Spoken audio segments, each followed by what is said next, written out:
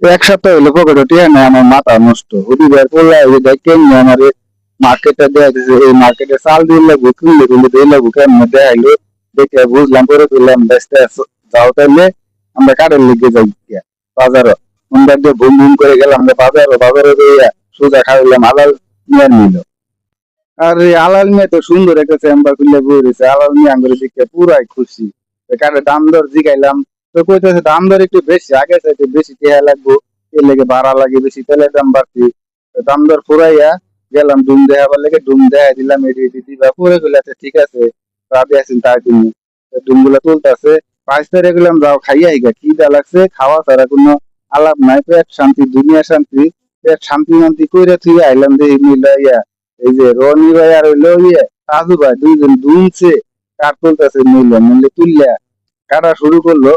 শাহজাহান মিয়া মিস্ত্রি এই যে হেল্পার একটা রাখছে, ও কাম ভালা করে খুব খাটে, কাঠগুলা এনে জমা করতেছে। এই যে আমি আবার দেখতেছি কাঠের সাইজ মাইজ ঠিক আছে না, সাইজ একটা সাইজ হয়েছে, সাইজ কোনো সমস্যা নাই, সাইজ বলা হয়েছে। কাঠগুলা সব কাটা সেটা আমরা ব্যানও তুললাম, ব্যানও তুললা ব্যানের ব্যানের কইলাম যাও তুমি সোজা বাড়ি যাও গা, আমরা টিয়া টুয়া দিয়া টিয়া হি টিয়া টুয়া গুনতাছি, গুন্না মনে করুন যে যে টিয়া তাজুল ভাইরে দিলাম, তাজুল ভাই খুশি টিয়া গুনতাছে।